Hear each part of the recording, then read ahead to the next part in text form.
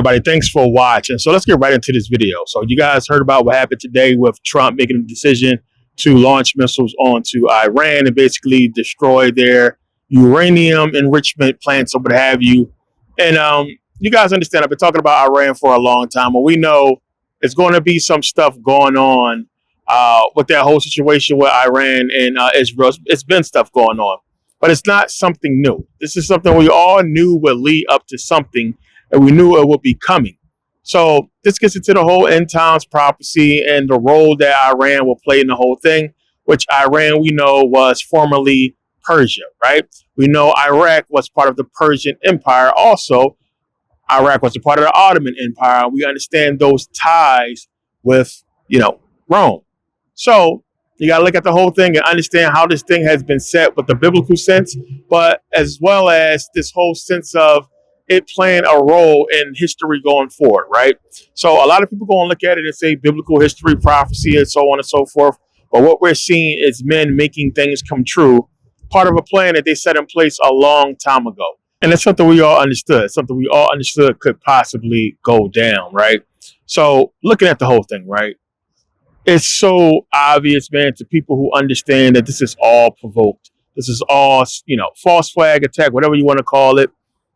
Self-inflicted wounds, and why now? And I always say that, why now? It's stuff that we've been seeing that's been happening for a long time, but now all of a sudden it's about to play a major role now. Why now? What's going on? So it's something you got to look at and say, well, damn, we understood how long? It's been 30 years. We've been watching Iran try to come into nuclear power, or the number one nuclear power, and America has been there. Now, you also got to understand that what happened today, what happened with the attack, is something that only America could do. And with them limiting America's flight path. So you understand a lot of countries around Iran made it not possible for American bombers or, planes to get through their airspace, right?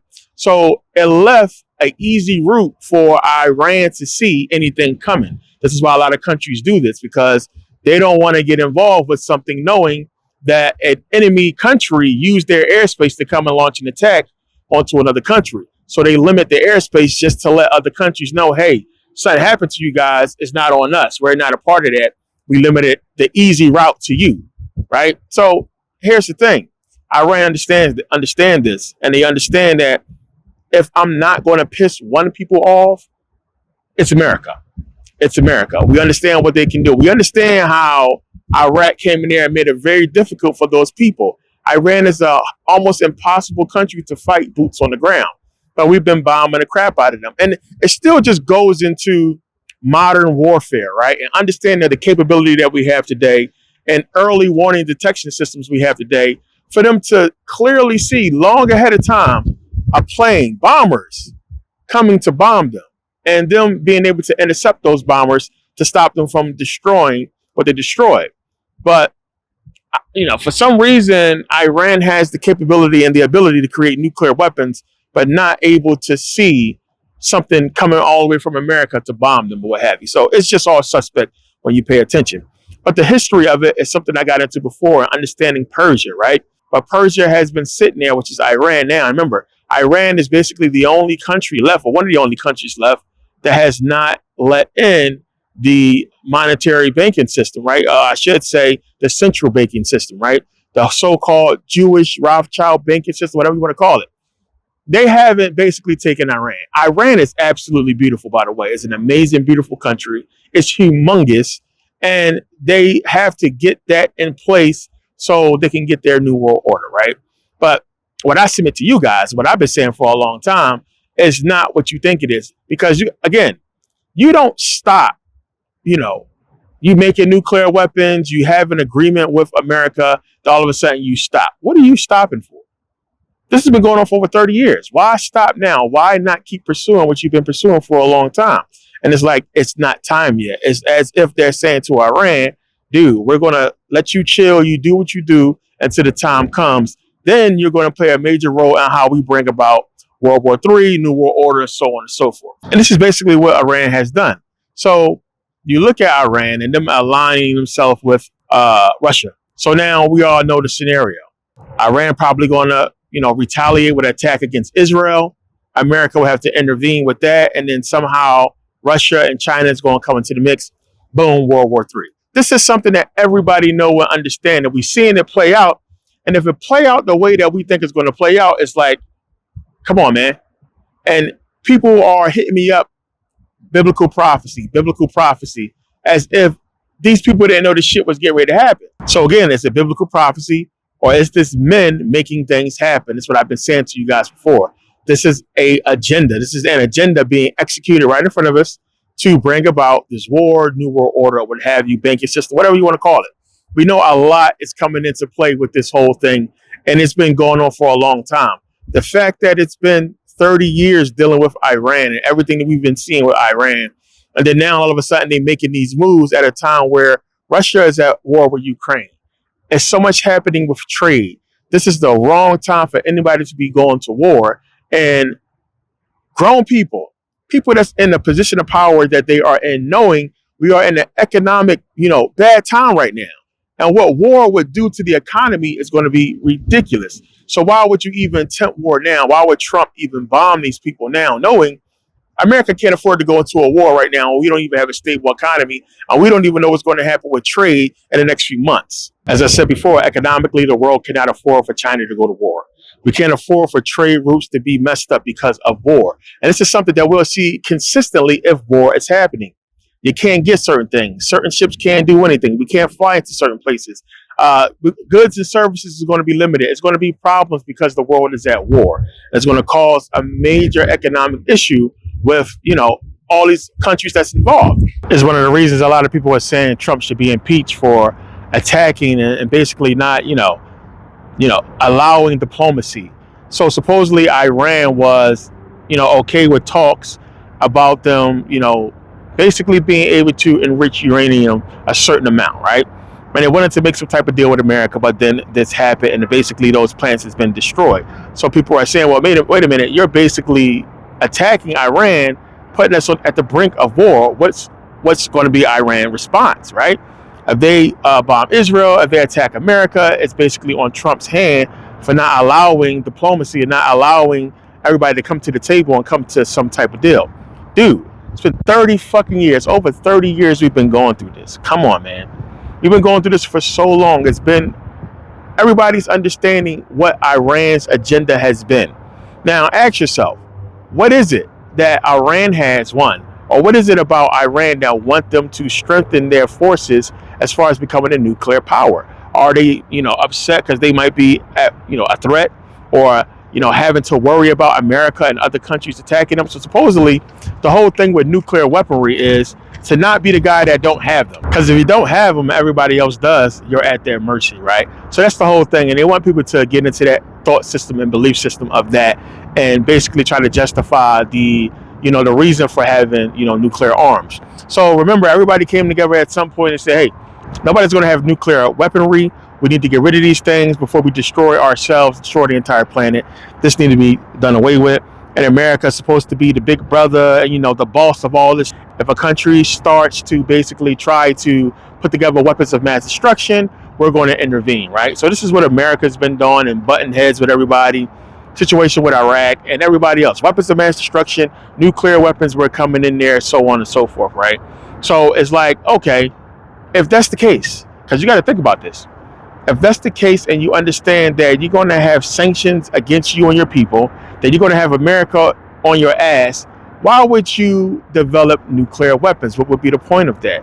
Now, understand if everybody is saying that, the Brankers want to get in there and get the country, you have Iranian leadership, you have Iran for a long time. They have a voice, right? They're out there, they're talking. Nobody is getting into the whole Rothschild, Illuminati so-called shit. You never heard him come out and say, hey, this is an Illuminati ploy, this is a Rothschild ploy, America is this, they all in on it. Iran leadership would know what's really going on. They would know the truth. They never came out and put that truth out there to the people to say, this is some bullshit. I want my people to be sorry. I don't want to be involved with none of this. It's always been some bullshit down the line that's been going on and on and on. Now, this is for the people who understand what's really happening, because other people will say, well, of course they're not going to do that. But why wouldn't you? If you're truly a sovereign nation, right, truly a peaceful people that's basically based on your religion, why wouldn't you come out and tell the truth as to why these people want to take over your country? And if you don't understand what I'm saying, it's simple. It's real easy. We're no longer trying to make nuclear arms, right? We want to do business with the rest of the world just like everybody else. We want to be allies with everybody else. We don't want no smoke. We don't want no problems. Now what? Now, if that's the case and you're showing that and you're either dealing with other countries or you're not, but what you're not doing is developing or trying to develop nuclear arms, right? So now you put all eyes on you, all eyes is on the rest of the world. Anything happens to that country, you can show and prove that it's not you, right? So the whole thing with getting Saddam in the first place and why they put him in that position is so America can have somebody close to Iran to get in there.